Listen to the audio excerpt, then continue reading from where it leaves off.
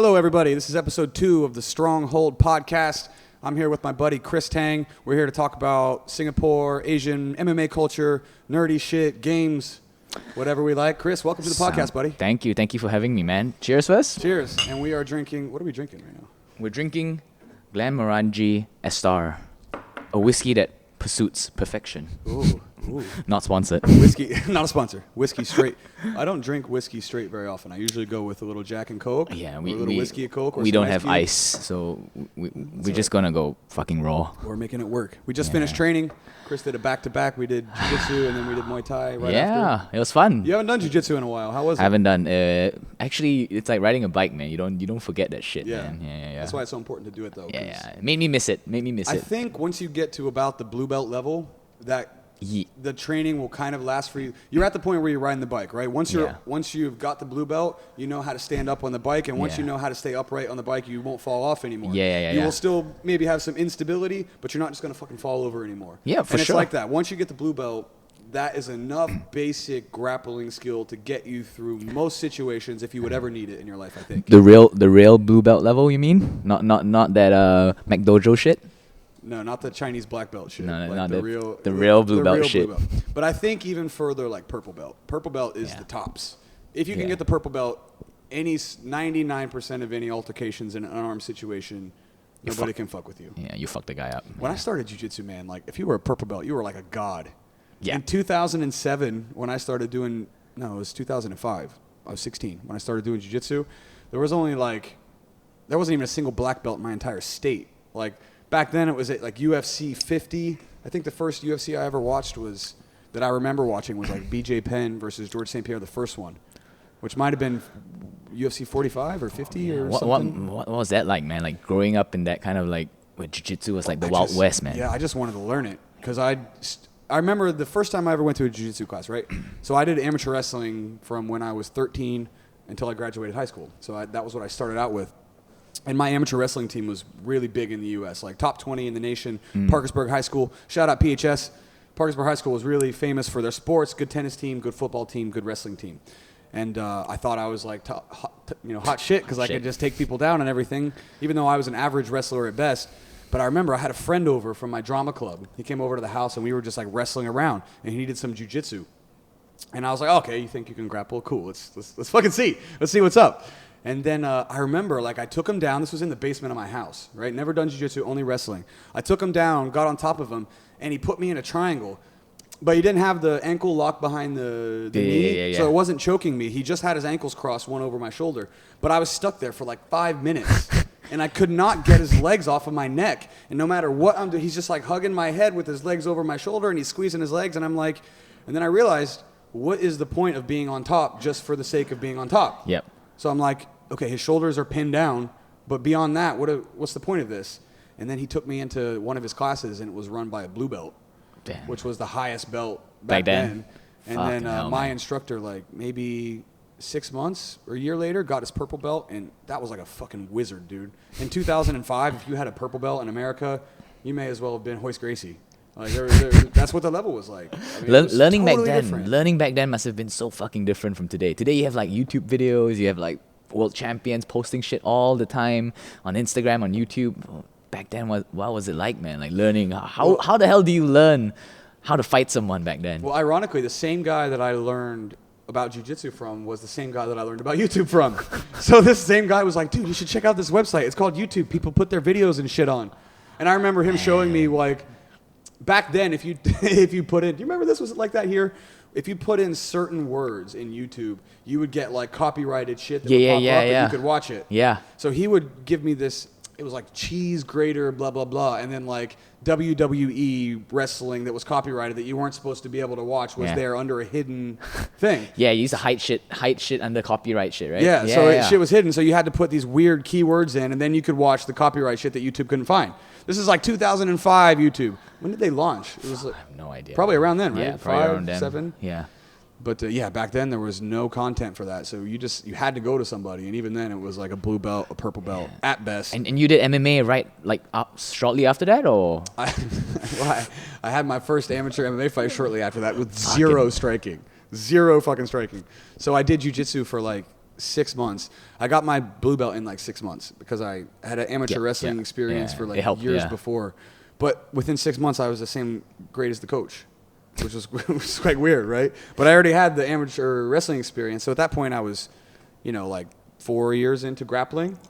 And then I started competing. I got my purple belt, and that was when I had my first amateur fight. Did really good. Took the guy down, choked him out. It was like a smoker. Yeah. You know what a smoker is? Yeah. For those of you who don't know, a smoker is like gyms get, like, I'll call, this is Stronghold. If I call let's say I call highlight reel, I talk to Major or something, and I go, Major, hey, we want to have some little amateur fights at our gym, but it's just like gym fights. Yeah. Light, you're not trying to kill each other. Internal shit. Low level stuff, just to get a little experience. Yeah, we had that in Singapore. We used to call it the cup of friendship.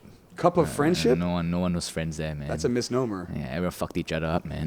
No one knew what the fuck they were doing, and everyone was just fucking each other up. Well, the scene here is also, I mean, you've been around since the beginning. Yep. How long have you been training? I've been training for like 10 years. So that's the beginning of Singapore. That's the beginning of Singapore, MMA. man. No, I think it started like 12, 13 years, and there were guys up and coming, but 10 years ago was when it started booming, man. When people just wanted to fight, but you had a handful of coaches, but that was about it. They were good coaches, but they weren't the coolest people sometimes. And back then, it was a lot more common to just like brawl, to just like a training session or especially sparring or something. Striking was a fucking fight. Yeah, porrada as the Brazilians call it. You just go all out, man. You know? Believe. Believe.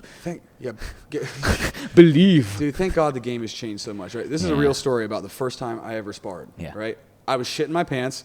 I was in Canada. I was training at the Adrenaline Training Center. I talked about it in the last podcast. This is like Sam Stout was fighting at that time in the UFC. Mark Hominick was fighting in the UFC. Actually, he just fought Jose Aldo when I was there for the world title. I was in Toronto for that fight. It was like 60,000 people in the Rogers Center in Toronto. It was fucking insane. GSP fought Jake Shields, I think on the same card. And so I trained for like 2 months, but I wanted to spar. I was like, I'm not just going to fucking hit the pads. I'm going to get in here and see what's up. And I'm shitting my pants because it's sparring. And like I watched the guy spar, and this is 2008. 2009, and again, it was not like technical sparring. This is like Western sparring where it may as well be a fight. And I see it, but I feel like I have to do it, but I'm terrified to do it, right? I'm 19 at the time, something like that, 20.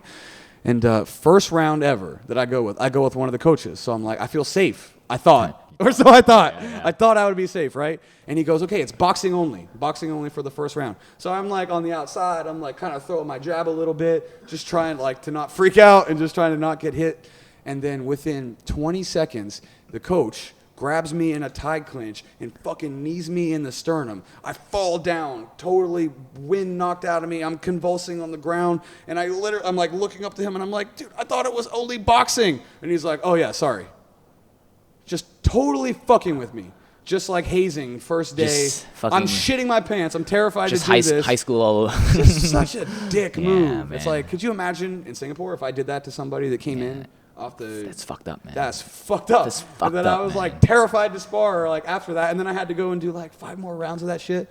And that's just how people used to train. Yeah. It wasn't until I came to Singapore, to Asia, and I started Muay Thai, right? The Thais. The Thai style is just that's the good shit, man. You kick, they're playing with you. Yeah. It's fun. It's like tag. Yeah, because they start from kids. Yes. That's the thing. And they fight every week, so you can't. If you kick a Thai really hard, they're not going to train with you. Like if you throw a hard shot on them or a hard kick, I mean, they're not pussies. They're not afraid to fight. They're just not going to train with you because you're not a good training partner. Even in the fights, even when you go to the stadiums and watch the fights, they're there to hurt each other, but they're not there to like really fuck each other up.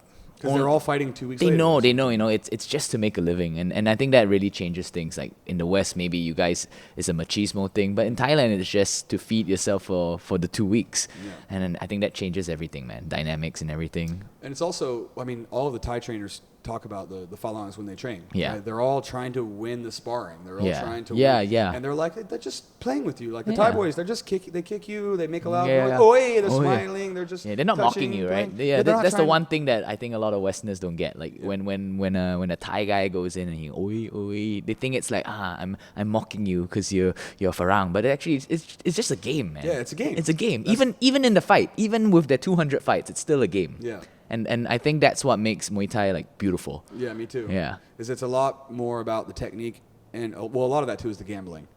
Because in the Thai, if Round you- one is round one is just just for to set the bets. for the bookie. Red Yeah. blue, red blue, red blue, blue? red blue. How much? How much? Oh, he good, he big Oh, boy, good- he big good- boy. Good kick. That Tiglish man is fucking I great. love it. But Yeah. that's one of the huge things about Asia. It opened my mind to Yeah. it. And we were talking about this earlier. We had some people come in for a trial from another gym. Yeah. And I was trying to explain to them that it really is just a game. You have to Yeah. accept the fact that you're going to get hit a little bit. Because here's the problem, right? If you and I are sparring, and let's say I'm hitting you a little bit, if I touch you enough and I touch you hard enough, it's going to make you gun shy. Yeah. You're going to be afraid to throw a shot because you're afraid I'm going to counter you. So you'll lock up. If you lock up because you're afraid of the consequences, it's not gonna. There's not gonna be a flow that happens back and forth. The idea is, I hit you, you hit me, we counter, we're moving. Yep. There's these skirmishes that happen consistently back and forth. The more of those that happen, the quicker you're going to get skills. If you just lock up because you're afraid of what's going to happen and you're not throwing back, it's stopping your learning. Yeah. It's gonna create barriers to your progression. What's cool about the two people that joined us just now is that they come from kind of like a new trend in Singapore. I'm not sure if it picked up in the US yet, but in Singapore, we have something called like boutique boxing. So they go into like a dark room or a room in general, and it's kind of like cardio kickboxing, but there's a water bag. And these two people that came just now, Nick and Zaria, they were coaches at Still Boxing. So what is that? What is it called again? So it's called...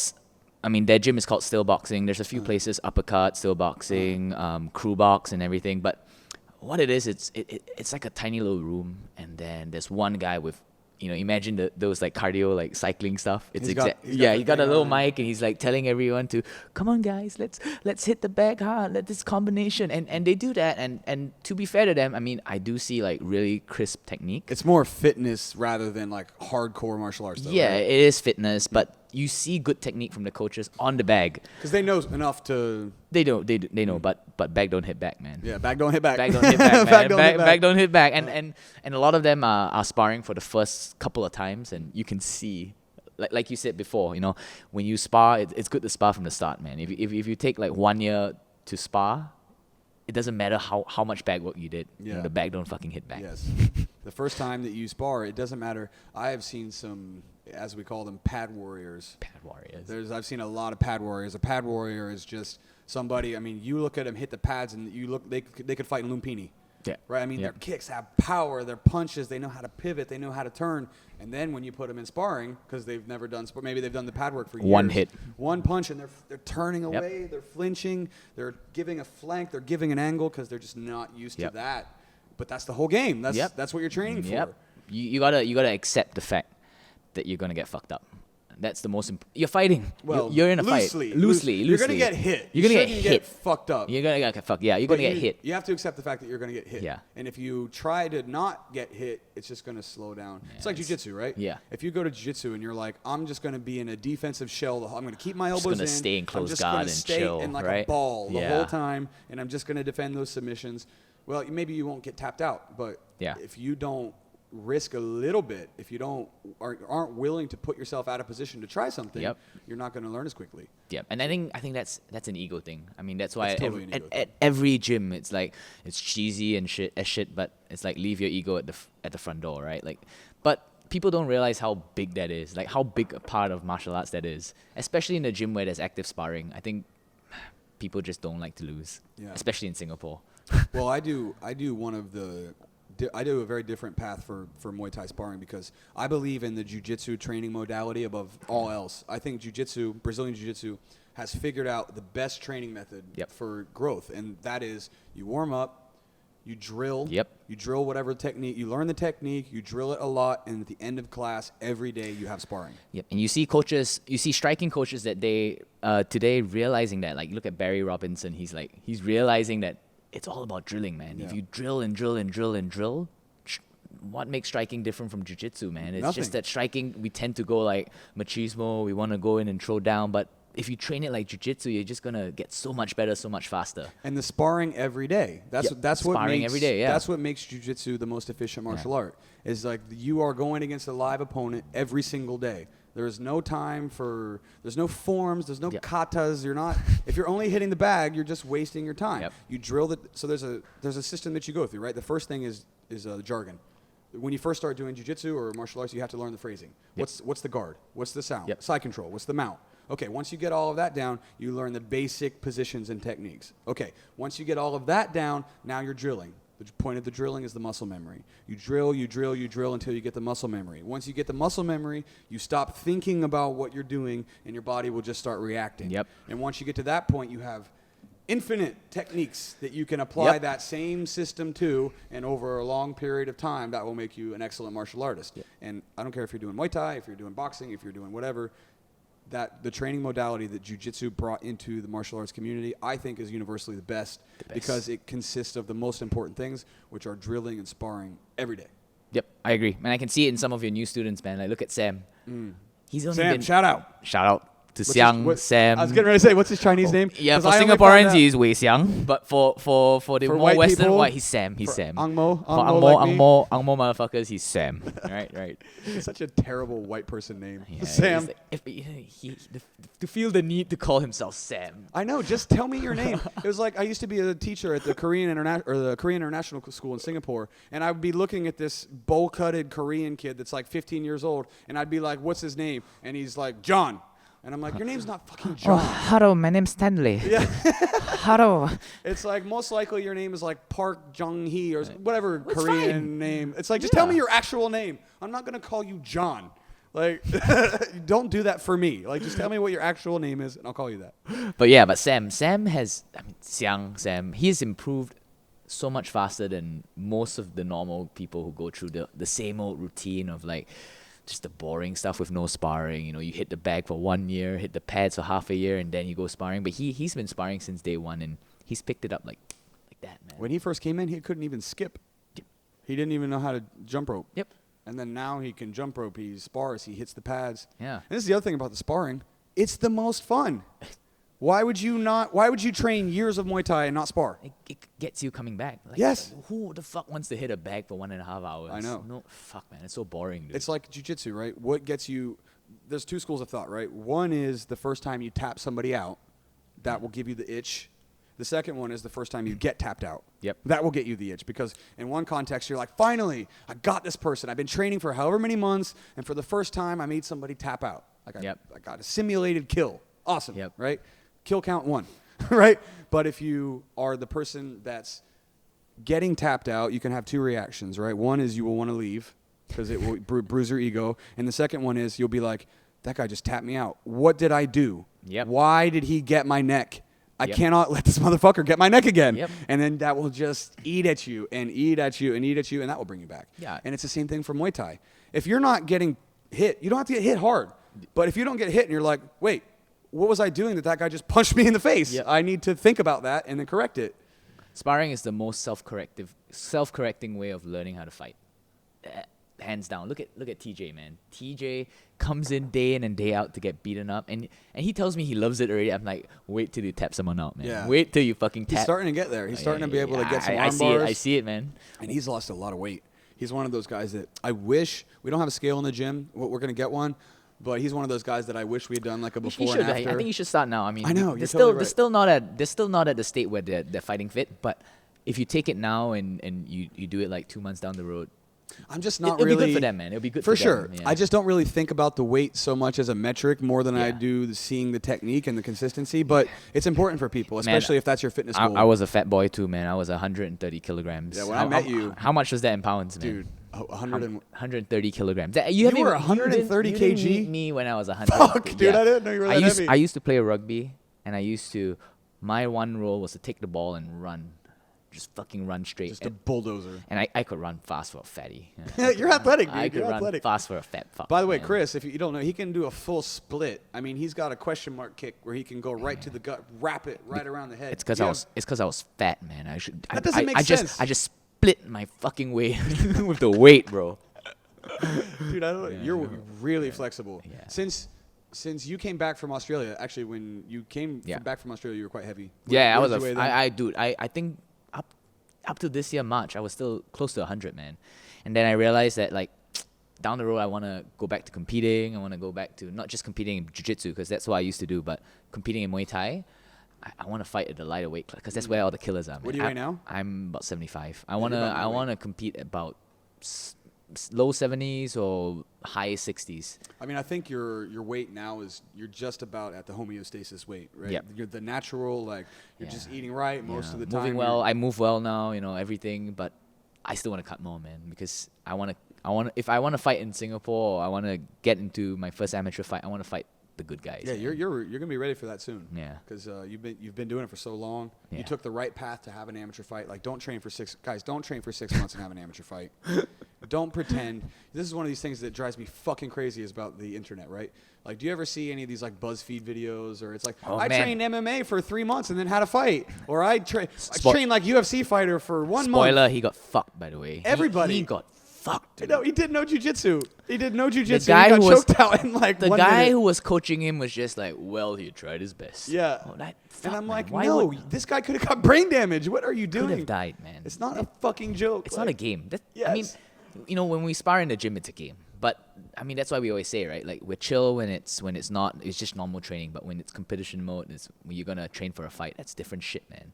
You're putting your life on the line, and I think a lot of people glamorize this whole, like, because of Conor McGregor and all that shit. They think it's a game, but these people could die. Yeah, well, it happened. Remember, within In the one, month, there were like 2 or 3 boxers that died within the last month. Even in one, right? The weight cutting shit. Yeah, I saw that guy. So for The those Chinese of dude- you, Chinese so dude, for right? those of you that don't know, there was a Chinese fighter that fought in one about 2 years ago, Yeah. something like that, and he died while he was jogging. He was just jogging, trying to lose weight, just collapsed and died. And because of that, one changed their weight cutting policy. So now they do a hydration test to make sure that you can only cut a certain amount of weight. So they bumped up everybody a weight class and then changed. It's a little sketch. It's a little, because some people still fight across multiple weight classes. They don't do public weigh-ins, man. Yeah, That's so the this is thing. for the Joe Rogan podcast listeners and all the Western podcast listeners who don't actually know what's going on here, because yes, they do hydration tests, and yes, they did bump all the weight classes up, but yes, people are still cutting weight. Do not let yourself be fooled. People are still cutting weight. Otherwise, Martin Nguyen could not have fought in 3 different weight classes. Yep. Okay, so they're still cutting weight. It's not a perfect system. It's better than the UFC, but don't say people aren't cutting weight. The one system is perfect. It's not. There's always a way to cheat the system. There's always a way to cheat the system, and it's better. It's definitely an improvement, but that shit is still going on. And anyway, to go back, I was cornering Major Overall. He's got a gym here in Singapore called Team Highlight Reel. Shout out Major. Good Savage. dude. I cornered him when he fought in one. He fought Kotetsu Boku, and then he fought someone else, and I cornered him for those. And then he cornered me when I fought in SFC. And so we're good friends. He owns his own academy here. And I was there. Was it with Major or Steven? I don't know. I also cornered Steven Lang. Cornered everyone. One of those fights, this Chinese guy who died was in there cutting weight. Oh, so I saw him the fight before he died. What did they do? They didn't cancel the event, right? They just.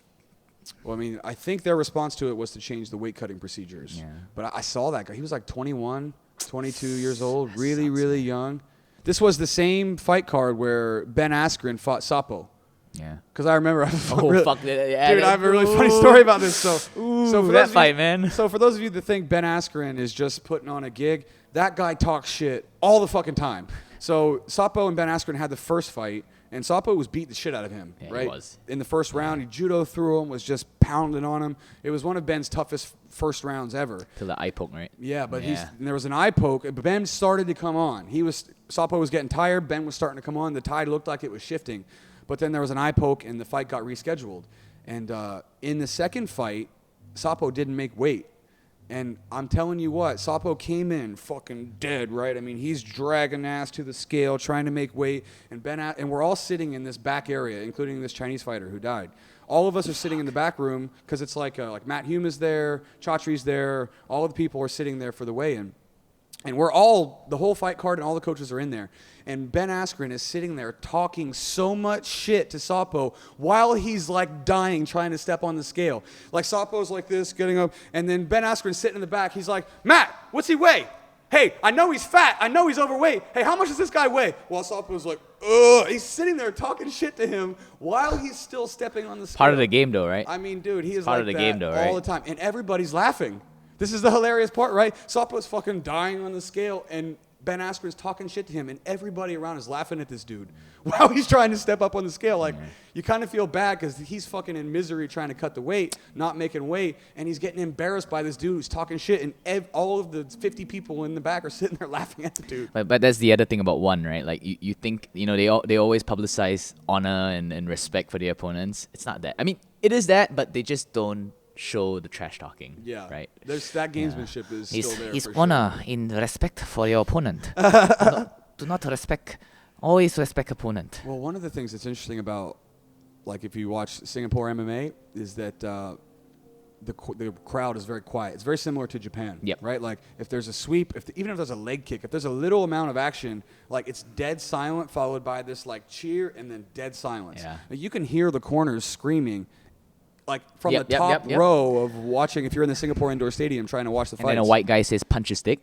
Punch him in the dick! Punch him in the dick! It's always a white dude. Yeah, it's always a fucking... Like the Singapore... It's always Singaporeans Australian, are dude. quite... Yeah, it's always a fucking Aussie, man. It's always a fucking Aussie, dude. Yeah, they're like that, man. But I do like that about Asia, because if you watch a UFC, if you're in America and you watch it, I mean, it's Rowdy just as shit, drunk right? dudes I'm sure talking shit. Brazil looks pretty bad, they're man. telling you, screaming at you to fucking die. yeah. Like, they have that chant. Yeah, the die. I can't remember. I know the chant die is. chant, right? Yeah, die, die. Yeah. And you're just like, God, that's harsh. That's really fucking Yeah. harsh. But here it is a lot better. Were you here when they had this boxing fight between this like fucking B-rated Singaporean celebrity called Stephen Lim, and he fought this Indian bodybuilder? I did. I saw that. Our producer's laughing. He knows Yeah. what we're talking about.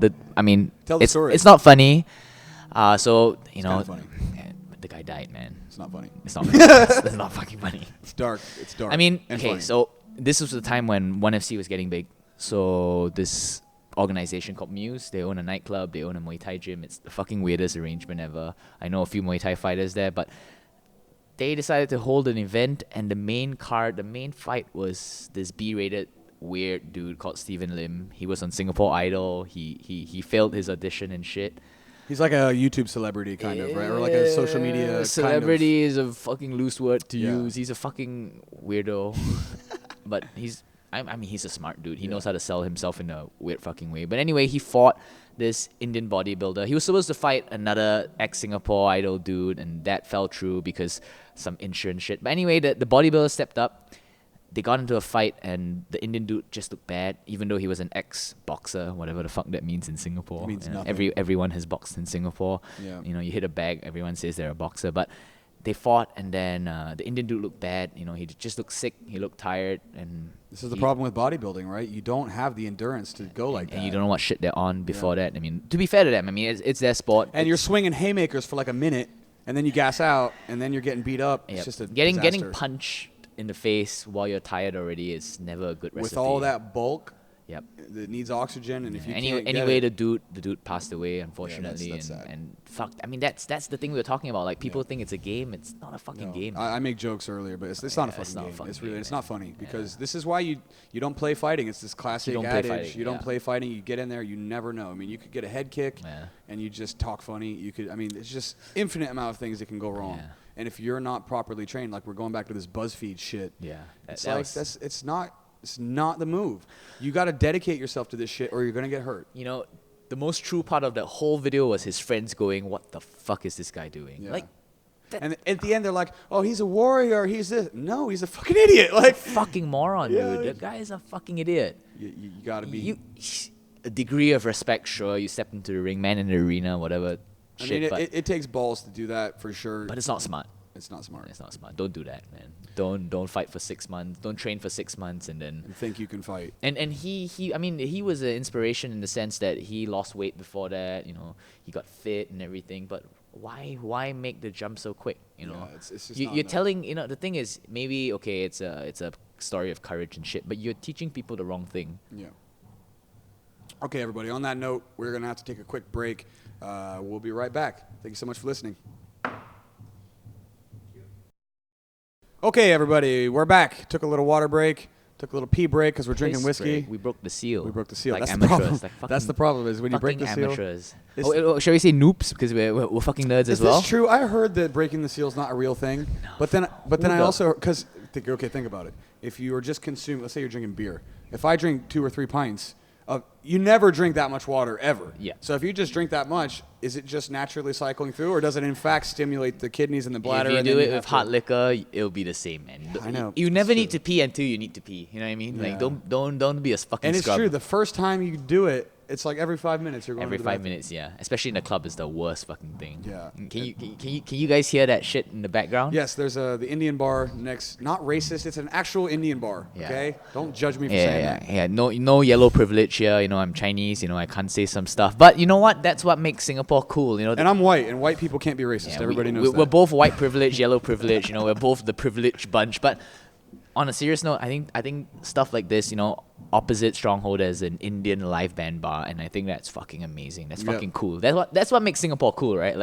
Like so many different cultures, so many different styles. Like you never get this with Chinese people, man. Well, even on the jiu-jitsu side of it, right? The multiculturalism here is insane. Like, actually, Stronghold just shared a post like last week, and it was like there were 8 people in the jiu-jitsu class on like a Wednesday night or something like that, and my business partner posted something, and he was like, a flag for all the every different countries, right? And there was like, there's my business partner is Angolan, and then we have another guy that was from South Africa, and we had like 2 Singaporeans. I'm American. We had I can't even remember who else was in there. Yeah, we're like a not fucked up Hong Kong. Yeah, the world's changing, right? We are. How old are you? I'm 28. Okay, so you're 28. I'm 30, so we're the same age basically. Yeah. We are the last generation of people to grow up without the internet and also with it. Analog and digital, right? Yeah. And yeah, Yeah. I mean, it's not our kids. Everyone else from without our parents, like my mom, for example, lived all of her life without it, and only in her VCRs. Yeah. We grew up in VCRs. in her old age she had discovered the internet, right? But we are the transition generation. The Game Boy generation, right? And yeah. we knew what it was like to live without it and to have Yeah. it, but that will never exist again. Yeah. And you see that the world is changing all around, because as we modernize, you have this unique thing where even like kids, right? Like maybe someday you and your wife will have kids. It's one of those things like, how much time do you let them play on the iPad? How much time do you Yep. let them play video games? It's a new worry, man. This is a new worry that never existed no before. one thinks of this as a worry. And what's the right number? Because there's a lot of business in this. If you become a master of functioning with a computer and an iPad, and you know how to handle it, and you know how to manipulate it, and you know how to code, that can be your business. But at the same time, you don't want to lose touch with the animalistic aspect of being a human, which Yep. is we shit, we eat, we piss, we fuck, all of the human needs that we have that are dissociated or separate from this technological thing that we're evolving into. Yeah. And you have to live that sort of thing, which is why Singapore is really fascinating, because Singapore is this technological economic giant. In everybody that you see, this is like the king of nerd culture is what I call Singapore, right? Yeah. Everybody here games. Everybody here is connected to their devices. Everybody's got their phones. Everybody's doing shit all the time, which is why it's fascinating that martial arts is booming right now at the same time, because you have this parallel thing that's happening where as technology and people shift more toward that, there's this need arises to just fight and to punch and to kick and to be physical and to choke. And you realize it's always the nerds who pick it up. Yes. It's always the fucking nerds. Because who they're pick it up. gamifying it. Yeah, they're right? gamifying it because it is a game. In It a lot of literally ways, is a it game. Yeah. I kill you with my body, and you try to stop me, and then there's all of these steps that we both know that I have to do in order to do it, and you have to prevent it, and it literally, you gamify. I won't be surprised if in the next 3 or 4 or 5 years you get a really legit Brazilian Jiu-Jitsu world champion coming out of Singapore, man. Yeah, well, it already happened. There was a girl. Yeah, but like black belt level, yeah. like it's gonna be one of those things where like Singapore's always focusing. For those who don't know, Singapore's always focusing on like soccer and track and field and a lot of these other like more conventional sports. But Jiu-Jitsu, I think, is going to be one of those. I would argue like, that martial arts is becoming quickly the national pastime of Singapore. yeah, fitness. I think Yeah. fitness is the thing, right? It's so trendy right now. Everybody's doing like box fit or Muay Thai or Jiu-Jitsu. Or F45, you know? F40, Yeah, whatever. yeah. I mean, all of the Yeah. standard gyms are starting Yeah. to offer these classes because they realize that there's a niche there and there's Yeah. a market for it. Yeah, people just like to fight. Yeah, and it is that thing here where I was talking to this about Greg. So sorry if you watched the last podcast, but it's one of those things where Singapore tends to gamify things. Like everything is much more detached emotionally from what you're doing, right? Like if we're rolling and I'm choking you, the Singapore mindset is that this is a game. There's a rule set, and I'm trying to figure out how to manipulate you and within this confined rule set. Whereas like and this kind of goes back to the phalanx and sparring, in a Western context, you're trying to fight somebody. You're trying to win. It's much more like I'm trying to beat you. Yeah. There's a contest. Whereas like Singapore, it's a game. It's like, it's not emotional. Similar, it's not yeah. detached. I'm not trying to embarrass you. It's just, I'm trying to win the game. Whereas in America, if you're sparring, if you're training, it's like, I'm trying to fight you. I'm trying to assert my dominance. It's not detached. It's emotional to a certain extent. And here's the thing about that, because in Singapore, we have a very competitive work environment. So we're always fighting. That's true. We're always fighting. That's We're always true. fighting to be better than our colleagues. We're always fighting to be better than our rival companies, or you know, even if you have your own business, you know, there's so much competition that God, when you it's do true. when you do a martial art, ironically or unironically, you end up playing a lot, which is to me the best way to learn something. it is. Yeah. And it's good. It's good. I think in the next 4 or 5 years, you'll see world champions coming out of Singapore, and our government will be like, why? Well, why is this happening? But of course, they'll jump onto it because Yeah. Singapore government jumps onto everything. Well, even when the girl, yeah, what was her name? Constance. Constance. Yeah, even when she won the IBJJF, was it brown belt? Yeah, I'm not I sure. think she. yeah, I can't remember. Sorry, Constance. I've met you, but I don't know. But she won the IBJJF World Championships, and she was on like the Straits Times, and they wrote an article about her and all that kind of stuff because there's a locally grown hero. hero, Yeah. totally. And the same thing with It's not easy to go to that pyramid in fucking Yeah. LA, in California, and I've been there, watch as a spectator, and it's fucking intimidating, man. Yeah. Well, that's why I think the Singapore culture is so fascinating, because there's a really interesting dynamic to me that it's like this interesting dichotomy that exists between a technological, business, economic driven powerhouse like Singapore that's also developing this culture of Traditional fighting and martial arts, because it's almost like Fight Club to me, right? Because Yep, you ever see yep, Fight yep, Club? yep. Because this guy's just living in this boring, repeating sort of just business. All of his interests are like about his furniture and his job and his day-to-day bullshit problems. And then when he goes to Fight Club, he gets this release. And it's this primal thing that does not exist in his day-to-day job. Yep. And that's what you get with these assassin nerds who Yeah. train jiu-jitsu and train Muay Thai. Like everybody that comes here, like we have doctors, we have PhDs, we have lawyers, we have parents working in whatever business that they're working in. They're just regular desk employees that come in on their spare time with their kids. Yep. Like they're coming in after working 8 hours, taking care of their kids to come in and then simulate murder for an hour. And there's something that's just beautiful about that, because you're in the moment, right? You're not thinking about what's going on in the future. You're not thinking about this. Like when somebody's got their arms wrapped around your neck and they're trying to choke you, you're not concerned about what's going on tomorrow at your fucking office. Like the priorities shift. Yep. And something about being in that moment is addictive to people, especially in Singapore. Yep. I agree. I mean, and I think, our generation, we're always, the baby boomers are the generation before us, our parents and stuff, and they always tell us, you kids don't know how good you have it. Back in the day it was tough. We had to grind it out, especially in Singapore, and no doubt about that. But I think the reason why martial arts has become so popular with baby boomers, with our millennial generation, is that when we go into martial arts, we experience hardship, something that, to be fair, a lot of millennials don't experience in Singapore. We're such a lucky country. Singapore is one of the most amazing countries in the world, to be honest. And because we just, we don't experience hardship. Especially on the pure physical level. Yeah, like we that, don't right? grind it out as I mean, much. there's emotional, there's business problems, there's all that kind of stuff, but the physical release. Yeah. We just learn hardship through martial arts, and in a way, it helps us to relate to the past generations. I think maybe this isn't something that's talked about as much, but I think down the road, when the martial arts scene develops a bit more in Singapore, a lot of people are gonna look back, like how I've looked back and said, like, yeah, I get punched in the face because my dad had to grind when he was young, and this is the closest thing I get to like grinding and hardship and pushing myself to the limits. And yeah, this is modern day war. Modern day war. Yeah. You're not. Singapore. You're not going to combat. We don't want to. Singapore doesn't want to go to the Middle East. They don't want to do all that shit. This is a way that you can safely and controlled go to war. Yep. And just see, what does it feel like when somebody's mounted you and they're sitting on your chest and you want to just get away, and then they're like trying to choke you and trying to arm lock you, and you have that inner dialogue in your head where you're like, should I tap? Should I just quit?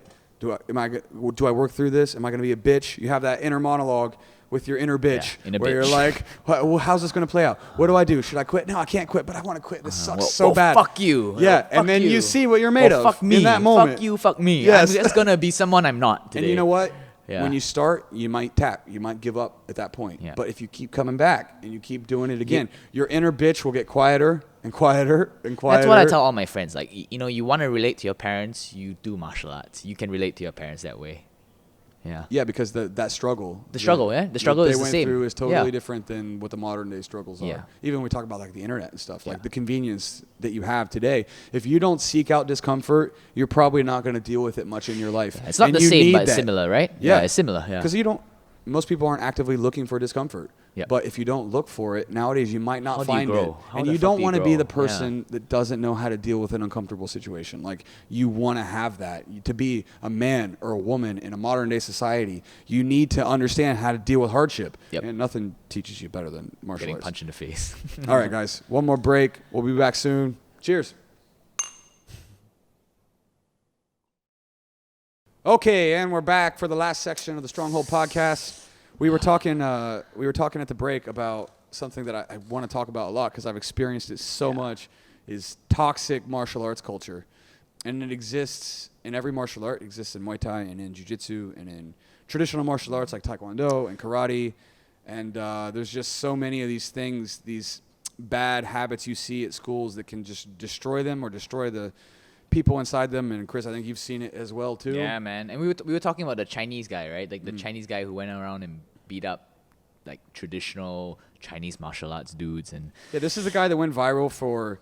He would like go. He's like a 20-year-old MMA fighter, 25 or 30, whatever he is, and he would go around and he would have MMA fights with these old Chinese masters. I mean, these guys are like in their 50s, and he was just trying to basically expose the fact that their martial arts don't work for hand-to-hand combat. This is like Tai Chi and Wing Chun and certain things, and there's a certain element of that is true, but the guy just had no tact. You know, he was a dick. He was a dick. He was a dick about it. Yeah, He was a he dick. wasn't nice about it, man. Like I think we talked about this in the break. If we were ever in a position where a traditional martial artist came up to us and said, "Hey, I wanna test my Aikido or my Wing Chun against me," we wouldn't go ahead and beat the fuck out of them like he did, man. Like, we would show them why just one route of martial arts doesn't work. We would play with them a bit. We would have fun with them, but we wouldn't like break their noses like this Chinese dude. We're not going to Conor McGregor this shit and just punch an old man in the face for no reason. Too soon. I know, too soon. Yeah. But this is the thing, right? If I were in that situation, if I was the Chinese guy, I think you would have a much more effective message. Listen, if some 50-year-old Aikido master, old man, even if he's not old, if he's a young guy, if he's my age, if he came in here and was like, "Hey, what you're teaching is bullshit. It doesn't work. Let me test my Aikido on you." Yeah. I would just disable that dude quickly, easily. I'd put him in a submission. I'd take him down. I would do the least amount necessary. Maybe you embarrass him a little bit, but you don't beat the shit out of him. That is just completely unnecessary. This is one of those things, like I was talking to Greg last week about the fact that, have you been in a street fight? Yeah. You've been in a street. Okay, Yeah. I've never been in a street fight. And you know why I've never been in a street fight is because I don't feel the need to beat up somebody who doesn't know what they're doing. Yeah. Even if I'm drunk and I'm in a fight, like I've been in situations that escalated to the point where if I had wanted to do that, it would have happened. But I, in my head, know that this is a joke. Like, there's nobody, unless you're a highly trained professional fighter, if you pick a fight with me, I know how it's going to go. I don't need to prove that, so I will just back down if it needs to, because I'm not going to hurt you. Like, I just have no desire to do that. I completely agree. And when I said that I've been in a street fight, there are clubs in Singapore, people get drunk, they pick fights on you because I just look like a friendly guy apparently, and people want to pick on me. All martial artists tend to look like friendly dudes, and people want to pick on them. But I never try to fuck them up. I would control them. What you learn in jiu-jitsu, as cheesy as it is, you fight fire with water. You just diffuse the situation. You hold them till the bouncer comes or till help comes, and that's the way to deal with a street fight. I've been in a street fight, but which is the way to do it with these old masters. Yep. If some Aikido guy came in here thinking he's going to fuck me up, guess what? I'm just going to mount you. I'll pin your wrist down, and you'll kick, and you'll be like a 5-year-old having a freak out, a little panic attack, and a little tantrum, and I'm just gonna be like, calm down. TJ has that one friend, right? TJ has that one friend. Yeah. TJ, shout out to TJ. TJ, shout out. He has this one friend, and I don't mean any disrespect to TJ's friend. TJ tells me about his friend all the time because TJ's starting in his martial arts journey, and his friend has been doing Aikido for as long as that guy can remember, and he asked TJ, why the hell are you learning BJJ? You know, it's not realistic because one-on-one combat is just not realistic. What if I have a staff, or what if I have a spear? But the idea... What, in your pocket? When you're at a bar, are you just walking with a bow staff on your fucking back? Like, what are you... Yeah, I mean, yeah, maybe what are you doing? He was probably exaggerating at that point. What if he has a gun? What if he has a gun? Guess what? Your fucking Aikido is not gonna do shit. You know, martial arts. The real martial arts tells you that the guy has a weapon, you run the fuck away. You get away. You run the fuck away. First thing, but the guy brought up some points like, what if you're fighting multiple opponents? Same thing, you run away. You run away. That's the thing. I man. love how you know this though. Like, even you've trained long enough. There's an old adage, right? Yeah. You train long enough to get yourself killed. Yeah. Which is a thing where it's like you train just enough to gain enough confidence that you think in any situation you're safe. Yep. But you've trained enough to know that multiple attackers, weapon, or like you get attacked from behind, you get in an altercation where you don't know if the other person has a knife or a weapon or is insane or whatever. You just get the fuck out of there. Away, yeah. That's it. You run. Yeah. That's what you're supposed to do. There's you are not supposed to square up. You know, and like fuck that, you're gonna man. get yourself killed. If there's 10 guys in front of you, you don't act tough. You run the fuck away. Well, we're doing a women's only self-defense course next week. That's good and shit. Wugong, I'm going to ask you it's next Sunday. Well, I'll ask you to come in and film that, and then we'll do the podcast right afterward. And, you know, it's one of these things, like, my wife and I designed the curriculum. She's one of the instructors at Stronghold. And we have to decide, like, what are we going to teach these people? And and this is correct. This is the correct thing to teach them. I'm teaching them how to run away. That's all I'm teaching you. If I have an hour and a half to teach you self-defense, if you're a woman, I'm teaching you how to get off people if they grab you, how to get away from them, and how to go run and get help. And anybody that teaches you anything else is a fucking charlatan, and they're going to get you killed. All you need to, ladies, I've specialized in teaching women for years. My wife has been training with me for years. We've had tons of amazing female martial artists that I've taught. But in a purely self-defense perspective, if you go to a self-defense class and they're not teaching you how to stand up, how to run away, how to stop people from grabbing you, how to get up and get away, you are not training in the right spot. Purely from self-defense perspective. Yeah, my sister is actually super interested. She just had a baby, 14 months old, and one of the things she asked for, which is something maybe you guys can work on next time, is that she has a kid. Most of the time she's carrying around her kid. And I guess the specific self-defense situation is, what if I'm with my kid and I need to do self-defense? That's something you guys should... That's interesting. That's interesting. Because that changes the whole ballgame. And you know, my first reaction was to say, like, hey, if you have a kid, no one's going to pick on you. But that was my thought. I thought about it, and I'm like, nah, there's some crazy motherfuckers out there, you know? There's some crazy fucking douchebags out there that just want to prove a point. Yeah, that's a tough one because there's really no way to train for that. Yeah. Because like, what do you do, right? What? I don't know. Fuck. I mean, that's a tough. That really tough. You're carrying a kid. I mean, the most important thing you can do in that sort of situation is block just the kid, right? Yeah, but preventative measures are the most important thing you can do. If you're with your kid, don't go to an area where your kid shouldn't be or you shouldn't be. Fair enough. Because, I mean, like my wife was kind of joking with me as we're planning this women's only self-defense seminar. And she's like, well, what do you do if somebody has a knife? Well, what do you do if somebody has like a brick? Like, what do you do if somebody... She was just giving me all of these, like, she's laughing in the back. She was just giving me all these ridiculous... Chloroform. Yeah, she goes... The casual chloroform in my pocket thing. She goes, what if they have chloroform? I'm like... Dude, if somebody chloroforms you, you're fuckt. Like, there's no amount of training you can do. Yeah, you're fucked. And as we sort of going back to what we were saying earlier, if you end up in a self-defense situation, the most important thing for you to learn is how to run. Yeah. How to get up. How to not have a false... If you square up with somebody and think you're going to box them or head kick them or take them down even, like... And I know, you know what? I think, sorry to interrupt you, but No, I think it goes back to the whole, like, toxic martial arts Oh, mindset. I'm glad you brought this back. You know, Yeah. it really does, because we deviated from that point from the start, like toxic taekwondo. But you notice one thing about traditional martial artists versus like the modern guys who do a lot. I would call them like pugilists versus traditional martial artists. Well, right? there's sport versus self-defense. Yep. Right? There's two clearly different Clearly- classes here. And the good thing about Muay Thai and Jiu-Jitsu is that it kind of blends both together in a lot of ways. But the traditional guys, they tend to have this like degree of machismo. Yeah. And I think that's fucking dangerous. Well, man. this is one of the toxic elements. So dangerous, dude. I Like, mean, if there was two ways that I could, if I were to give you guys an easy, consumable description of the main toxic things to, if you're looking for a gym and you're looking for red flags about where not to train, and let me tell you, if you're training martial arts, there are red flags. Most academies are places that you don't want to be, and most of them are based on the instructor. The two red flags that I know immediately is the instructor having sex with students. Number one, let me say that again. Is the instructor fucking students? If that happens, get the fuck out of there. You need to leave, because it's so common in Singapore? everywhere. Everywhere, right? It's so common that it's like a well-known cliche. Oh, what happened? Oh, the personal trainer fucked my wife, or fuck there's the affair with the personal trainer or the yoga instructor. Everybody has a story like that. Everybody. And it's no different in martial arts culture. There is this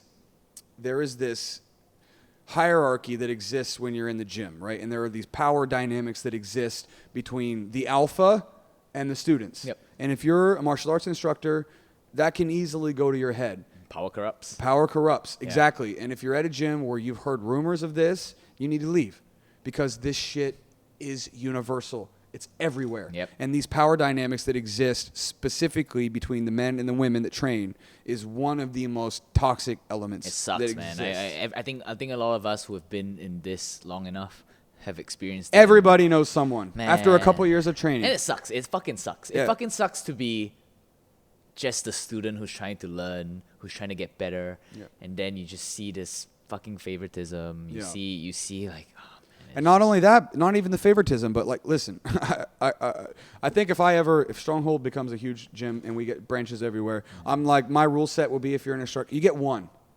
Yeah. You're allowed to date one student. If it becomes two, you got to go. Yeah. You get that opportunity one time, because you can't help it. You can't use it, right? You Yeah. can't just use this That's as like it. a pass, right? And the other really toxic thing that happens, and again, this is all instructor based. The first one is sex with the students. That is a no-no. And Evolve, this is the one thing where you have it right. If Chatri or any of these people find out, I train there. If they find out that students are having sex with the teachers or the instructors are gone. Yep.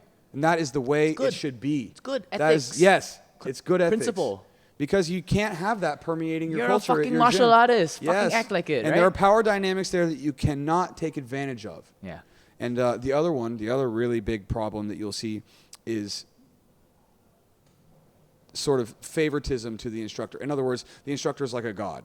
The instructor is the peer. Like, all of the guys want to be him, all the girls want to be with him, and they sort of use that. Listen, if you go to a jiu-jitsu gym and the students are giving your teacher rides, they're helping them move, they're doing all this shit, they're paying for their stuff, they're all of that. If they're doing that, These are red flags. these are red flags. Red man. flags. I'm telling you. If all of the students treat this person like they are somehow above the law, that they're the tip of these are all problems that you got. These are toxic issues that you gotta get out. Yeah. Because that can ruin your training, and at the end, eventually, on a long enough time frame, this will bring your gym down. Yep. I've seen it countless times, countless gyms, and this is just shit you got to avoid. And it's actually stuff that it's quite easy to see. If you go to a few gyms in Singapore, not naming any names, but you can see it. But, just as a student or someone who's wanting to pick up martial arts for the first time, you go there, even if your gut kind of tells you something is off, try another gym, man. Well, can we? I don't know if we're supposed to talk about this but everybody in the martial arts community knows this. There's a guy called Josh Robinson who used to be a martial arts instructor in Singapore. Yeah. And this is taboo, so viewer discretion advised as we go forward with this. But Josh Robinson was a martial arts instructor in Singapore. He had a huge YouTube channel. He 30,000 something subscribers. Everybody knew this guy. He promoted a lot of the jiu-jitsu competitions. Like 4 or 5 years ago, you could not go to a jiu-jitsu tournament without seeing this guy. You could not train without crossing paths with this guy. I trained with him personally. I coached with him. I was training with fighters who were fighting and won when he would be there for the training sessions. I mean, the community is small. Yep. So Singapore's everybody small. knows this. And long story short, this guy ended up being one of the largest pedophiles in the history of Singapore. They That's bad. That was bad for I don't Singapore. even want to talk about it because it's so bad. So bad, I'm man. kind of treading lightly here, but basically they found out this guy was a massive pedophile. He was messaging girls on social media apps that were underage, getting them to meet them when they're telling them to not wear underwear. He got caught while he was teaching at a gym, showing a video of himself doing sexual acts he was showing this to a young girl. Like way underage girl.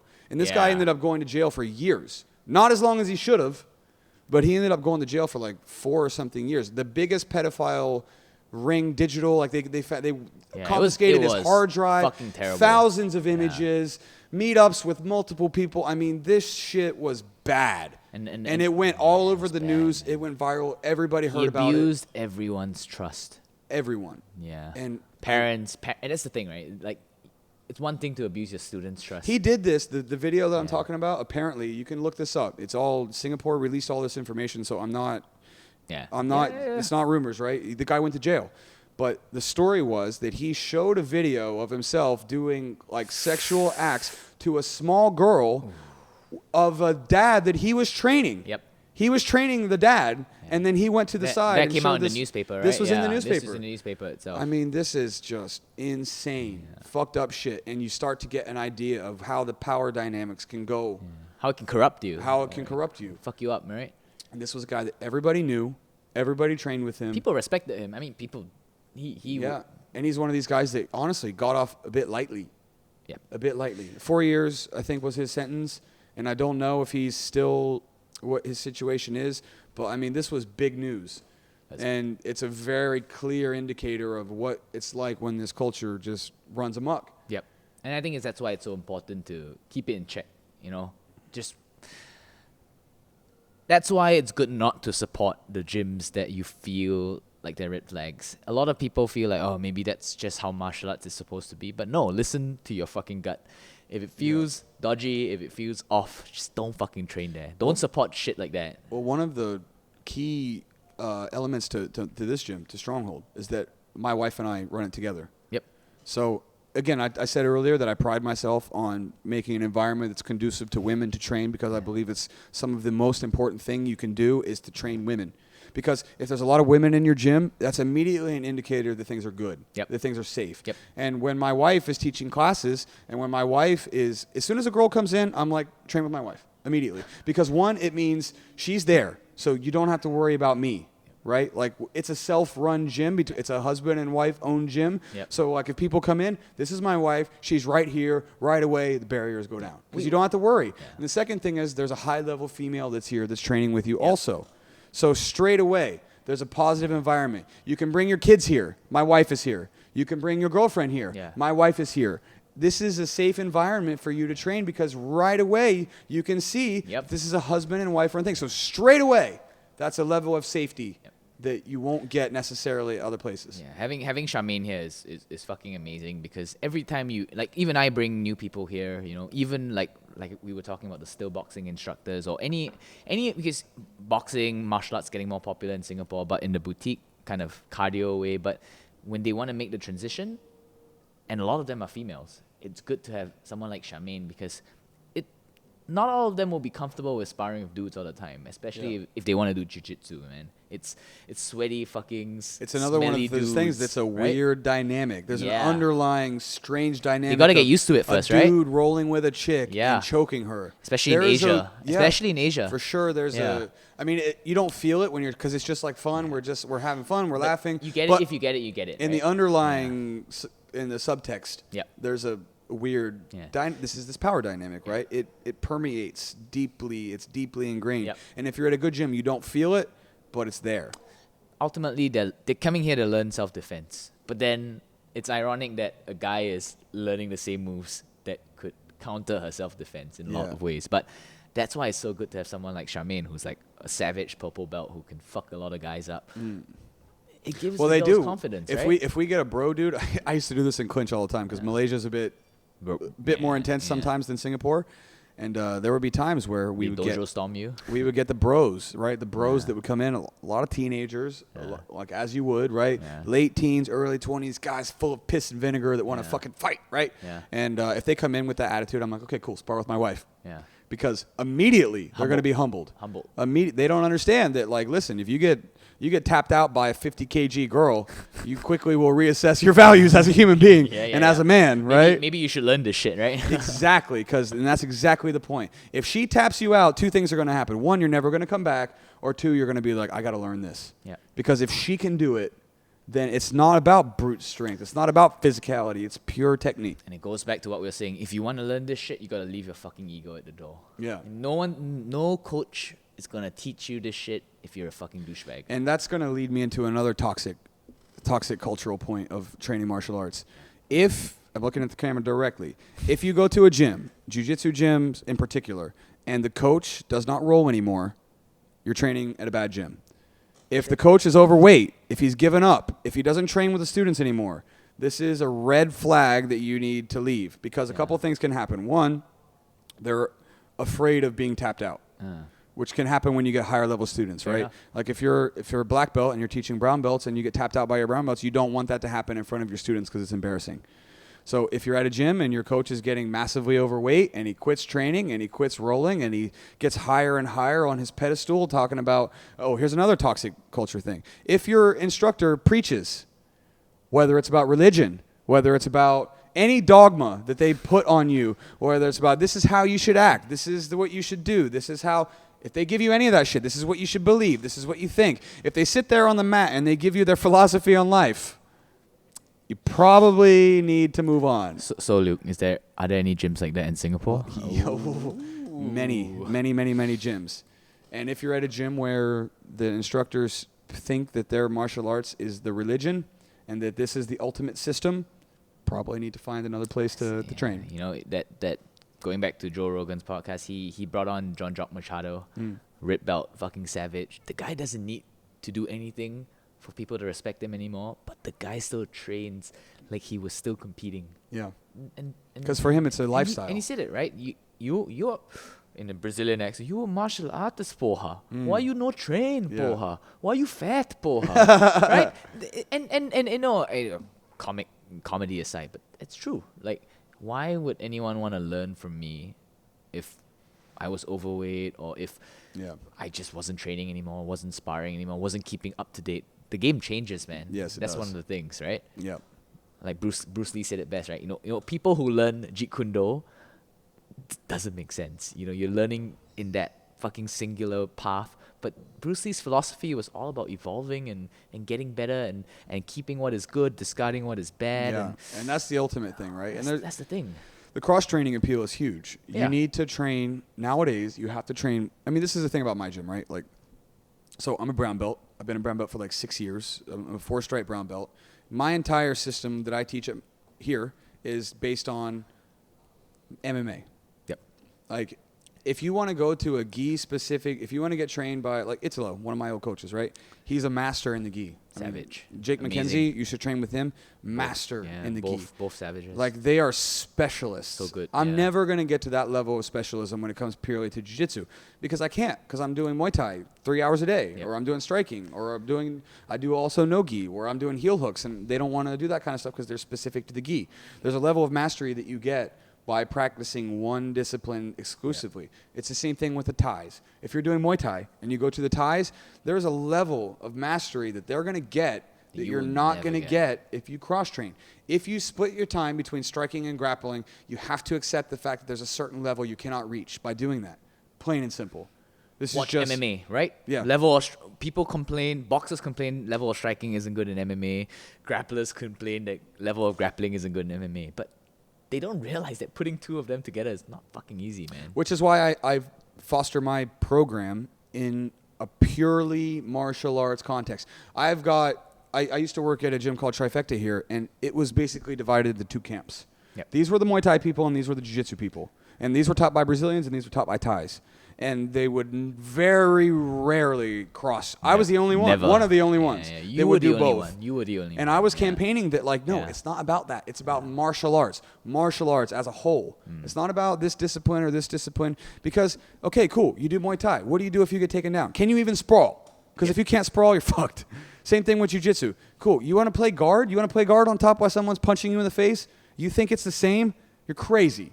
If you think you can close your guard on somebody who's trying to elbow you from the top and that you're just going to be able to play your deep half or your whatever sport-specific jiu-jitsu positions you want, it's crazy. Berimbolo shit. Yeah, berimbolo, deep half where your head's right there. You're going to eat hammer fists. Like, I want a comprehensive martial arts game. So I stress to my students over and over and over again, cross-train, do both. I want you to have a well-rounded game that is universal. So that way you understand martial arts, not one thing specifically or another thing specifically. I agree. And I think that's the good thing about being Singaporean in a sense. You know, a lot of us won't be world champions at Jiu-Jitsu or Muay Thai, but a lot of us will pick up martial arts and respect it as a hobby. And because you do that, just learn both. No fucking harm in learning Jiu-Jitsu and Muay Thai and some wrestling and even some self-defense stuff.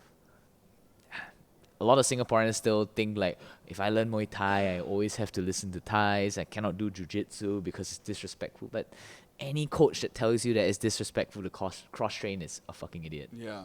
Well, because there's multiple schools of thought, right? If you only do Muay Thai, you're forsaking the grappling, right? But you can achieve a high level of mastery in that context. Yeah. If you only do Jiu-Jitsu, same thing, right?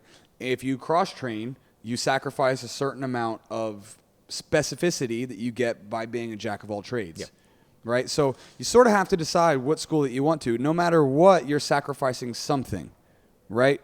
But I relish the fact that, like, okay, when I used to roll with some Brazilians, I knew for a fact that if this was an MMA fight, some of this shit is not going to work, right? Like, taking somebody down who has a wrestling background when they can also strike is very different than taking somebody down when it's just grappling.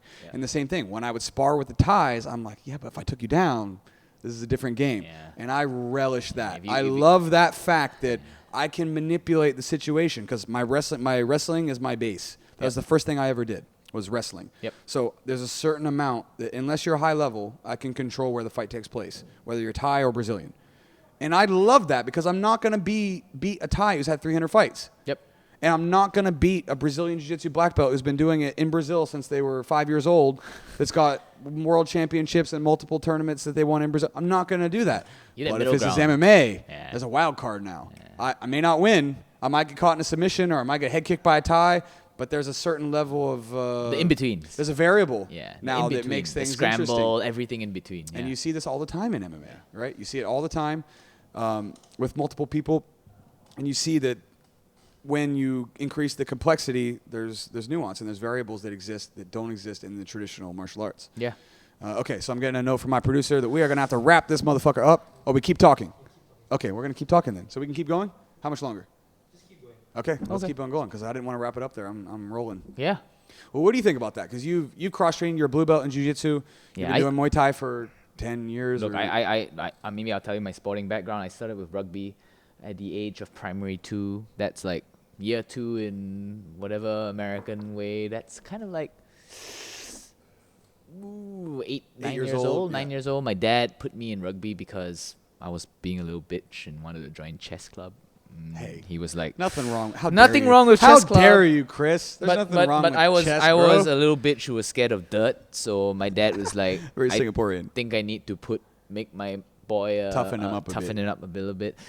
Got a lot of injuries from rugby, but you learn a lot of things about rugby about that are quite similar in striking or even in jiu-jitsu. Can give you a good double leg for sure. Gave me a pretty good base in jiu-jitsu. So I went into jiu-jitsu. Honestly, I love the jiu-jitsu, but I always wanted to do striking. I was just a fat boy, and if any of you fat boys out there, it is not easy to strike when you are a fat boy. You gotta lose weight first. No two ways about it. It's the mobility, right? The mobility, right? striking is about fluidity a lot of the time. Jiu-jitsu, you can get away with being a bruiser, a pressure fighter, or just, you know, like... Zozo. No, Zozo. he's skinny, man. He I has a said six-pack, it. Superman. I said But yeah, you know, in jiu-jitsu, you can get away with a lot of people call it the old man style, but you don't hear about that in striking. So I did jiu-jitsu. It's specifically to grappling, right? Yeah. This is one of those things, though. Sorry, a little bit of a digression here. If you're old, in your 40s, in your 50s, better, right? grappling is the move. But that's why, because I mean, now I'm 28. I still feel like I feel young now. I can still do some striking. Yeah, you're still explosive. I just want to compete in striking first. Get that shit out of my system because it's not smart, you know. It's not smart to compete in striking because, like we said just now, you could die. Anything could happen. Someone hits you If you wrong. do it the right way, it's okay. Yeah. Most people are fine, right? Yeah, most Honestly. people are fine. Honestly, most people are You are fine. well trained enough. You're not the BuzzFeed people we were talking about earlier who are like, I did Muay Thai for 3 months. Yeah. Watch my first fight. Get Yeah. choked out immediately. Like, But the thing is, striking just has so much more risk than jiu-jitsu. But that's what makes it so fucking exciting. yeah, the risks are high. Yeah, man. You know, it sounds sick and twisted, but the fact that you could get knocked out anytime, even when I'm sparring with you, Luke, like the fact that you could just land something so clean and crisp that it just puts my lights out. It's exciting. Well, the risk of it is there, but you don't want that in the training. You don't right? want that in the training, but the thing is, you know, this is the potential exists. This is the reality of being a striker. Yeah. You know, and one thing I always tell my friends when they ask me, what's the difference between jiu-jitsu and striking? And instead of just telling them, oh, it's grappling versus striking, but like in striking, you have this element where when someone puts a guard up in jiu-jitsu, you can't just crash your head into the guard and expect things to work. Yeah. But in striking, when someone has a guard up, if you're technical enough and good enough to strike them at the same spot in the guard, you can break that guard. Yeah. And that changes. And, You can and people, overwhelm them with pressure, with know, violence, with attacks. that's one. The puncher's chance, right? The puncher's puncher's chance. chance exists. But that's one thing that changes the whole dynamics of a grappling Yeah. fight and a striking fight. No doubt about it's it. so different. It makes it's one thing. It's one thing, and it makes the whole dynamics different, and that's what makes striking interesting. Yeah, there's an element of chaos, of randomness that exists. Yeah. I mean, Joe Rogan again talks about this. There is such a thing as a lucky punch. Yep. There's really not like a lucky triangle. There's No, not no, like no, yeah. like grappling is such a technical thing, and striking is too, of course. But listen, if you're a Francis Ngannou, like Francis Ngannou trained for 3 years before he entered the UFC. That guy has so much physical power. Yeah. That if he's like Mike Tyson-esque. If he hits you, you are fucked. He's just got so much power. And when bones are flying, fists are flying, shins are flying, there's just a certain amount of randomness and chaos that's not controllable in the same way that it would be in a grappling context. For sure. I mean, the two people that joined us just now for the class, they were from still boxing, but they, predominantly they focus on fitness a lot, and they were athletic people. One girl, one guy. I know. I saw them Peak- sparring together, and they peak- were throwing heat, and I'm peak like, fuck. fucking performance, and they picked up striking so much faster than they did grappling. Yeah. Grappling's this technical thing, but Because there's just nothing you can do when it comes to grappling, right? Like, if you're a beginner and you don't know shit, even if you're athletic, like, you are just so fucked. Like, there's just not... yeah, you do whatever the fuck you want to me. I'm a blue belt, you're a no belt. Yeah. I'm gonna fuck you up. Yeah. I'm confident in that. But if it's a striking contest, and you are this jack motherfucker, And you start swinging haymakers. I'm gonna be scared. Yeah, there's an element of danger I'm gonna there. Get the fuck out. You're 130 kilograms. I'm gonna get the fuck away. Although from I you. will add a layer of complexity to this argument, which Yeah. is MMA, if you can strike while you're grappling, Yeah. that also exists For sure. in a higher level For than sure. if you were just only doing jiu-jitsu. If you're only doing, which is where the self-defense comes in, right? Yeah. Because if we're only doing jiu-jitsu and there's no strikes, then that's true. Yeah. But if it's a street fight and we're on the ground and you're a jiu-jitsu black belt and you think that the person on top in your closed guard can't drop elbows on you, Yep. then all of a sudden this game is different. Don't pull guard. Yes, Don't don't pull pull guard. guard. And this is, as soon as you add the strikes, Yeah. the level of control and randomness, the level of control decreases and the level of randomness increases to an uncomfortable level. Which is like what you always tell us when, newcomers or even when we're more advanced, you explain the point system to us, which a lot of gyms don't do. There are point systems in competitive jiu-jitsu, and the fact of the matter is it's all based on striking, right? Yeah. It's all based on dominant striking positions. People don't realize that. A lot of people just do spot jiu-jitsu and they realize that, oh, I do berimbolo, I sweep you, I get dominant position, it's 2 points, 3 points, 4 points, whatever it is. So elaborate on that a bit. For example, why do you not get points for the side control, but you do get points for the knee on belly? Because the knee on belly is just so much more dominant in terms of striking. You know, if you have a month in striking class, you know how to punch someone, you know how to hit someone, you go knee on belly. Can you explain the physical mechanics? Describe the positions? You know, in side control, you're chest to chest a lot of the time. You're trying to put the knee above the guy, you know, trying to isolate the arms. You're doing a lot of things to control the opponent. Ultimately, it's about control. Sorry, that was strong. Fuck. Anyway, oh God. Yeah, side control is all about control. That's why thus the name. But with control, there comes a lot of like inhibitions to how much you can strike. But knee and belly has less control. Everyone knows that. They postured up. Someone can push your knee away. It's not difficult to push someone's knee away when they're on your belly. But the risk of putting two hands to the knee means nothing's protecting your face. Yeah. You're gonna get punched. You're gonna get elbowed. You're gonna get knocked out.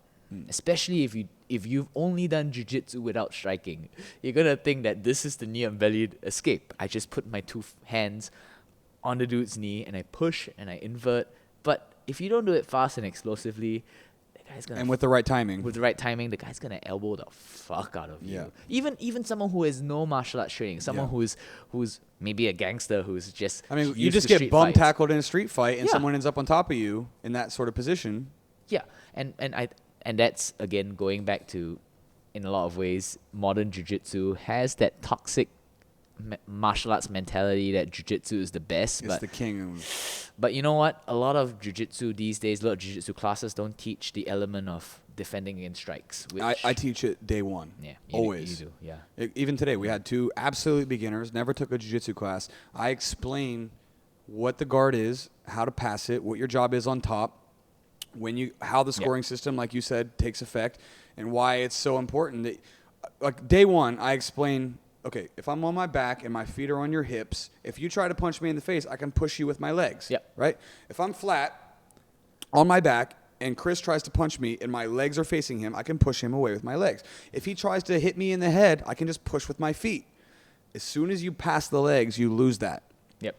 And this is how the scoring system in jiu-jitsu was designed. You know, even in your classes, you were telling them stuff like don't dip your head when you're the top guy, because if you dip your head, someone can come with an up kick. Perfect example. How do people pass the guard?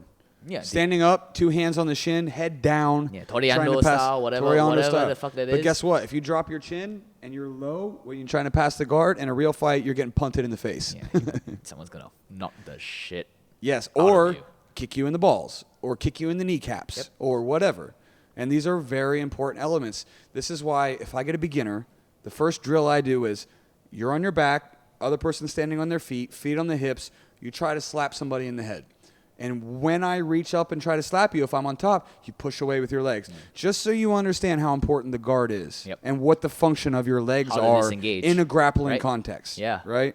And then, so for this women's self-defense seminar that I'm talking about, that's the whole game. If you're down and someone's on top of you, push them away with your legs, stand up, and get the fuck out of there. The whole seminar is just about like how to get the fuck away, right? We good? Yeah, just how to get the fuck away. And people need to realize that fighting is not the first option. I think the first option is de-escalation. Yep. The second option is run away. Run away. Plain and simple. Plain and simple. That's it. It's not glamorous. It's not. You're not a Spartan. You're not You're not a gladiator. Yeah. You're just trying to not die. Yeah. That is the hierarchy that you're dealing with when it comes to self-defense situations. Yeah. You know, recently there was in Phuket, there was a Singaporean woman who had a husband who made some noise when I think this Norwegian dude was singing karaoke at 2 a.m. and at 4 a.m. the guy stormed into this guy's room and choked the woman's husband out until the guy died. In Singapore? No, in Phuket. Oh, in Phuket. But Singaporean wife, husband, so it became news in Singapore. Yeah. But man, people just need to learn basic self-defense, how to get the fuck away from shit like this, man. Yeah, which is really the important thing that you need to teach. Do you remember? Sorry, this will be our last segment, and then we're gonna have to wrap it up. Do you remember like 6 months ago when there was this fight that happened in like a Tampines school, or was it a Tuas school or something? But one of these schools. they recorded it, and it was two guys fighting in a Kids, right? bathroom. Yeah, Two yeah, kids yeah, I fighting watched in a that, secondary school, like bare knuckle boxing in the bathroom. Obviously, watch some UFC. Yeah, and they just wanted to fight in the bathroom, right? Yeah. They just sat there, no gloves, just squared up, and then squash some shit in the bathroom. Yeah. And like when that happened, my thoughts were like, first of all, you need to teach these people. People don't understand violence. Yeah. And this is one of the real insights that you get when you train. Yep. Is you get a real understanding of what violence is. And it is not pretty. It's not something that people glorify it, right? Like you're a gladiator, you're a warrior, you're whatever fucking platitudes and whatever things that they want to create, this dynamic that they want to create where it glorifies violence. But let me tell you something, like violence in its real form is not something that you want to deal with. Fucked up, man. And especially in self-defense, which is what most people want, is like they don't need to be a world champion. They don't want to be a UFC fighter. They just want to know for them or for their kids or for their wife or whatever, like, okay, if shit gets crazy, how do I deal with it? Yeah. And that relationship with violence is what's at the cornerstone of martial arts training. Yeah. And you learn to not hurt people. You learn what it's like to get hurt because you get hurt all the time. And you learn what it's like to get hit in the body and punched in the face and choked. And you will quickly learn that your life when training martial arts should be geared toward avoiding that at all costs. And not force it on other people. That's the irony of it all, right? People who don't train martial arts tend to think that, okay, because I don't know martial arts, I don't know how to defend myself, I need to puff up my chest and act like a big motherfucker. Like, act like someone who can, like, if I'm loud enough, you just stay the fuck away from me. But they don't realize that that's not how it works, man. Yeah. You just antagonize the other motherfucker who's probably quite chill at that point. And there's always a bigger fish. Always a bigger fish, man. Always a bigger fish. There's always the wrong person to talk to. That's one thing you learn in martial arts, It's always the irony, right? When you learn martial arts and you get to a proficient level, you just don't want to pick fights with people. You just don't want to fight in the street because you know how much damage you can do and you know how much damage it can do to yourself. If the guy is better than you, what the fuck, and this is so possible. It's the same thing with Stephen Lim, right? Is that the guy? Yeah. The guy that fought the Indian guy. Indian dude, yeah. And it's the same thing, right? Like in your head, you think violence is going to be this way, and then all of a sudden, you're the guy that effectively killed somebody. You killed someone. He killed someone. Yeah. I mean, it was the stress. It's not like he landed a shot that killed him, but the very thing that they did is what led to his death. Yeah. So it's something that feels cute in your head until all of a sudden someone is dead. The organizers, they probably thought like, oh, it would be funny to see two guys punch each other in the face, but fucking punching each other in the face is not funny at all. Fighting is not funny. It shouldn't be a joke. Like it should be taken seriously. People should learn it from a young age. People should just prepare themselves and once you learn it, that's the thing, right? You don't want to get involved with it. And it will last you for the rest of your life. If you train a certain amount, I think the magic number is somewhere between 3 and 5 years. Yeah. I've had people ask me in training, and we'll wrap up on this point. Yeah. People have asked me, how long do I need to train for these things to last me for the rest of my life? I think it's somewhere between 3 to 5 years. If you can get a blue belt or a purple belt in jiu-jitsu, that's enough grappling that it's going to be in your body for the rest of your life. Yeah. Most situations, no matter how rusty you are, unarmed situation, you will know how to react. Fair. Somewhere between 3 to 5 years if you're dealing with an untrained, drunken fool who's just talking shit or something, right? Yeah. So at the very least, I recommend everybody do that. Get your kids in martial arts. Do it yourself. 3 to 5 years, and those benefits will last you for the rest of your life. In a controlled, again, if someone pulls out a gun or someone, like my wife said, fucking chloroforms you or something like that, then you don't stand a chance. If someone has a brick, then you need to just leave. Leave the situation before you get bricked. But the amount of training that is reasonable to expect results from 3 to 5 years will protect you through most situations. But that's 3 to 5 years of getting choked out, getting punched, getting kicked in the head. Not everyone likes to do that. Not everyone likes to do that, but I recommend you do. Yep. All right, guys, we're going to wrap up on this weird note about getting kicked in the head and choked out. Enjoying to get choked out. And we finished our drink. Chris, cheers. Pleasure, my man, as always. Yeah. If you guys, we're gone. Cheers. You haven't even finished that. What shit, the man. Fuck is this, bro? Hey. Oh, don't do it. Oh, breathe it out, baby. Breathe it out. Oh, yeah. Oh. Yeah, you- Now you're part of us. You're Now one of wobbling us home. now. You're Yeah. wobbling home. So we're gonna get Wugan to come train with us pretty soon, and I think we film that too. I want to see what training's like for you before you ever start, and then as you go. Yeah. That'd be sweet. Well, that's No, what it martial will arts is disappear, for. man. We'll get rid of that. It will disappear. Okay, so thank you guys for watching. If you want to find us, Stronghold Podcast, you can find it online. You can look me up on Instagram, Lucas Leisure. You can look up stronghold.sg. That's the website. Stronghold.sg at Gmail. Stronghold Podcast at Gmail. If you're cool and you want to come on the podcast, just send me a message.